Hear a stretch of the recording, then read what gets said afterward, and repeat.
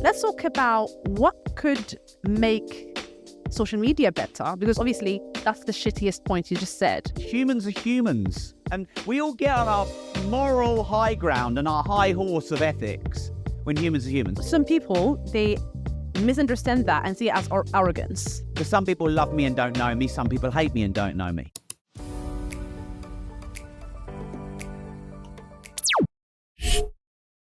Let's talk about what could make social media better, because obviously that's the shittiest point you just said throughout the whole thing. Family is good, health is good, you're fit, entrepreneur, 9 figures. So what could social media, what could we change to have a better social media thing? I think all social media are privately owned entities. I have a privately owned entity, and as such, it's my prerogative to run my privately owned enterprise however I want, as long as it's legal.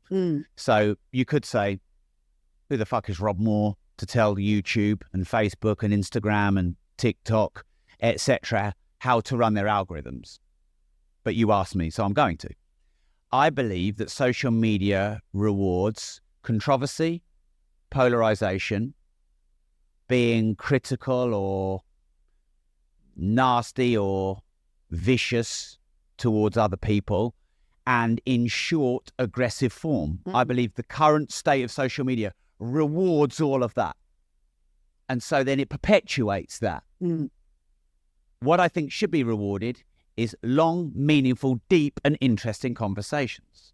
But you can't just blame the social media, because the consumer is part of the market.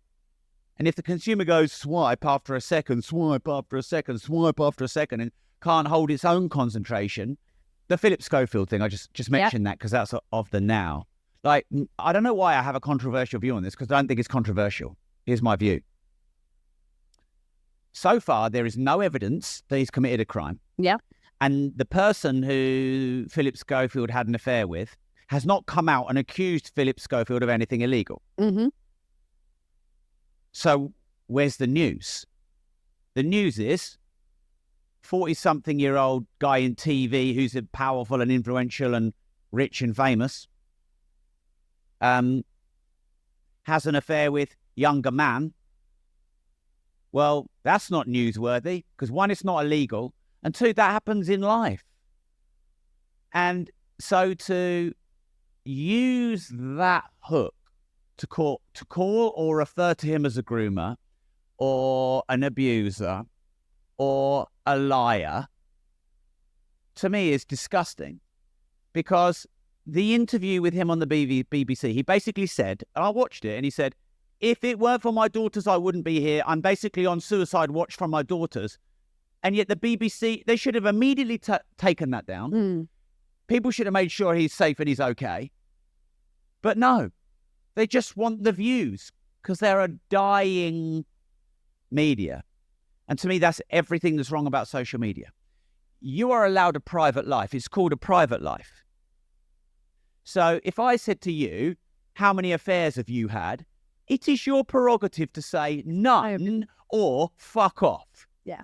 None of your business. Yeah, none of my business. Or none. You might have had 12 and you might say none. Yeah. And, but you lied to me 15 years ago because you said you'd had no affairs. Well, it's your private life.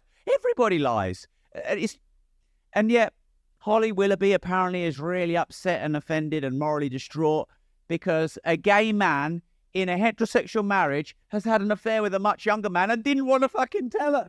Well, if I was a gay man in a heterosexual marriage and I had 2 daughters and I had an affair with a guy who's legal but barely, who worked in my organisation, in my dressing room, I would not fucking tell you or Harry or anyone, because it's my business. It is. Now, if he's broken the law, that's different. But as of yet, there's no even accusation. And to me, that's everything that's fucking wrong with media and social media right now. So it's a propaganda, right? I mean, I suppose it depends on how you define propaganda. I always used to see propaganda as something that would be like to start a war. Because look, Rob, you're very disruptive. And you have a disruptive broadcast. And the guests you've had are quite disruptive. Yet, you still have a successful podcast. So how is that?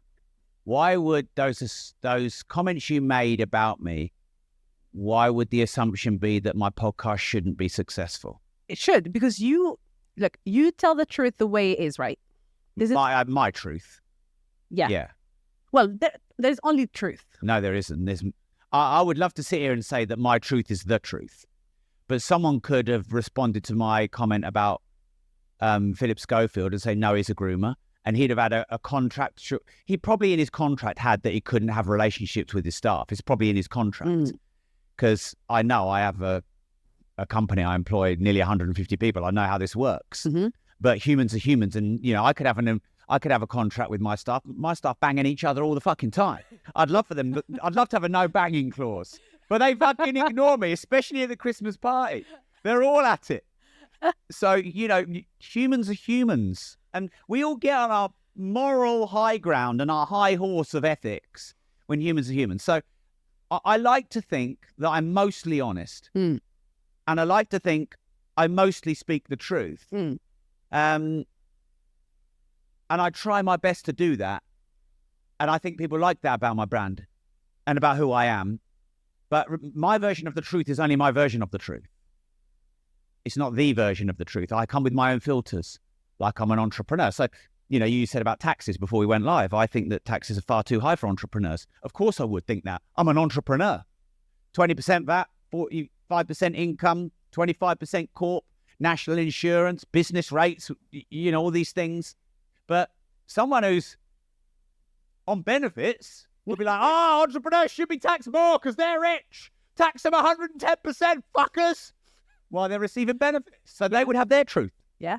So it's nice of you to say that you perceive that I speak truth, i.e. you probably think that I'm not a bullshitter, there's no filters, etc. I try my best to speak truthfully. It's not always easy. Because some people, they misunderstand that and see it as arrogance. I'm sure you're either loved or hated as Rob Moore, and you don't give a fuck. Right. So anyone who knows me knows that I am the other end of the spectrum of arrogant. And that's not me being overly humble. To me, arrogance is thinking you're better than you are and looking down on others on your superiority. I do neither of those. In most things in life, I don't think I'm as good as I am. And in nearly all situations, I look upon people as equals, not as underlings. So they're my two definitions of arrogance, and I am the opposite of those. And me not, by the way, sometimes I think I should be a bit more arrogant. I believe that I'm better than I am because I might self-perpetuate that. Yeah. But, with this boxing, I'm confident, but I'm not arrogant. And a lot of people have been saying to me, Rob, you're going to wipe the floor with Samuel Leeds. It's you've got the easiest fight. It's a done deal. I'm not thinking that. That guy's going to train hard. That guy's going to want to knock me out. That guy's going to come at me hard. And I'm training with no arrogance. But I guess, again, it's short form social media and sound bites and TikToks and shorts. I'll be fucking glad when there are longs because I've had enough of shorts. Everyone's talking about shorts, but you don't get the sense of a human and how they are with shorts.